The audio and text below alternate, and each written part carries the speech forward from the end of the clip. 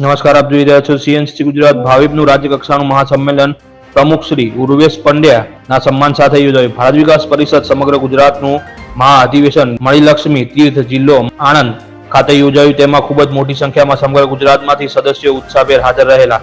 આ 2 દિવસીય અધિવેશનમાં વિવિધ સંગઠનાત્મક વિષય ઉપર ચર્ચા કરવામાં આવી તેમજ આગામી વર્ષની સંગઠન કામગીરી, શ્રી રામ મંદિર, સ્વ આધારિત રાષ્ટ્ર વિકાસ, ભારતીય સંસ્કૃતિ અંગેના વિષયો ઉપર ચર્ચા વિમર્શ કરવામાં આવ્યો. રાજ્ય કક્ષાના આરએસએસ તેમજ વિવિધ ક્ષેત્રના નિષ્ણાંતો દ્વારા પોતાના અભિપ્રાયો સાથે વર્ગમાં માહિતી આપવામાં આવી. આ મહા અધિવેશન ઉત્તર પ્રાંત પ્રમુખ શ્રી ઉર્વેશભાઈ પંડ્યાનું સંગઠનાત્મક વિશિષ્ટ કામગીરી બદલ સન્માન કરવામાં આવ્યું.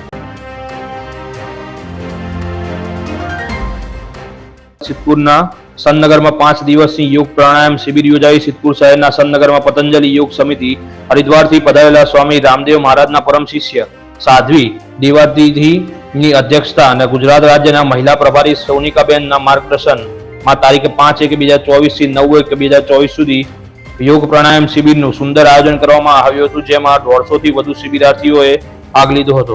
યોગ પ્રાણાયામને રોજિંદા જીવનનો ભાગ બનાવી તંદુરસ્ત જીવન જીવી શકાય તેવા આશયથી આ શિબિરનું આયોજન કરવામાં આવેલ હતું, જેમાં સનનગર પ્રમુખ શ્રી પિયુષભાઈ ઠક્કર, પાલનપુરના યોગ શિક્ષક શ્રી રાકેશભાઈ અને તેમની ટીમ, બીનાબેન શાહ, વસંતભાઈ ધારાણી, ભરતભાઈ મોદી અને દિલીપભાઈ પુરોહિતનો સુંદર સહયોગ મળેલ હતો. તમામ શિબિરાર્થીઓને દરરોજ તાજો જ્યુસ આપવામાં આવેલ હતો.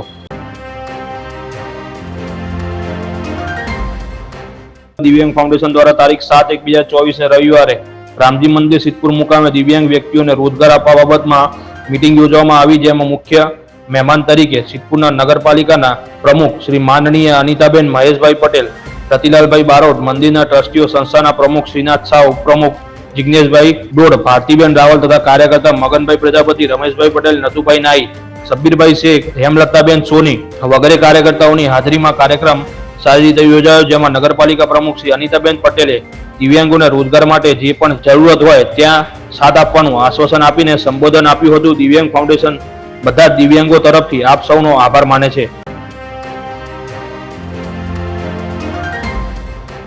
સિદ્ધપુરના પ્રખ્યાત મગદળના રસોઈયા અધ્યાયમાં રોજ 500 કિલો મગદળ તૈયાર કરી રહ્યા છે. વીરપુર જલારામ મંદિર દ્વારા વિતરણ કરાશે. અયોધ્યામાં સિદ્ધપુરના ભૂદેવોના હાથે બનેલા 15,000 કિલોના મગદળનો પ્રસાદ વિતરણ થશે. અયોધ્યામાં આયોજિત શ્રીરામ મંદિરના ભવ્ય પ્રાણ પ્રતિષ્ઠા મહોત્સવમાં ગુજરાતના વીરપુર જલારામ મંદિર દ્વારા સિદ્ધપુરના પ્રખ્યાત મગદળનો 15,000 કિલો પ્રસાદ વિતરણ કરવાનું આયોજન કરાયું છે, જેના માટે 1 જાન્યુઆરીએ અયોધ્યા ખાતે પહોંચી સિદ્ધપુરના ભૂદેવ રસોઈયાઓ દ્વારા મગદળનો પ્રસાદ તૈયાર કરવામાં લાગી ગયા છે. રોજના રસોઈયાઓ દ્વારા 15 કિલો મગદળ બનાવી રહ્યા છે. માતૃતીર્થ ભૂમિ સિદ્ધપુરમાં ભૂદેવોના હાથે તૈયાર કરાતા સ્વાદે મીઠા અને આકારે ગોળ લાડુ જેવા સ્વાદિષ્ટ મગદળ છેલ્લા 500 વર્ષથી જગભરમાં પ્રખ્યાત છે. અયોધ્યામાં આયોજિત ભવ્ય શ્રીરામ મંદિરના પ્રાણ પ્રતિષ્ઠા મહોત્સવમાં વીરપુર જલારામ મંદિર દ્વારા સિદ્ધપુરના પ્રખ્યાત મગદળનો પ્રસાદ વિતરણ કરવાનું આયોજન કરાયું છે. વીરપુર મંદિર દ્વારા પ્રખ્યાત મગદળ સિદ્ધપુરના રસોઈયા દ્વારા તૈયાર કરવામાં સ્પેશિયલ સિદ્ધપુરથી રસોઈયા રાકેશ દવે ની ભૂદેવ રસોઈયાની ટીમ અયોધ્યા ખાતે લઈ જવામાં આવી છે. છેલ્લા 8 દિવસથી રાકેશભાઈની ટીમ દ્વારા અયોધ્યામાં મગદળનો પ્રસાદ તૈયાર કરાઈ રહ્યો છે. રાકેશભાઈના માર્ગદર્શન હેઠળ ટીમ રોજનો 500 કિલો મગદળ તૈયાર કરી રહી છે. આગામી 20 જાન્યુઆરી સુધીમાં 15 ટન મગદળનો પ્રસાદ તૈયાર કરી દેવામાં આવનાર છે, જેનું વીરપુર જલારામ મંદિર દ્વારા મહોત્સવમાં આવનારા રામ ભક્તોને વિતરણ કરાશે.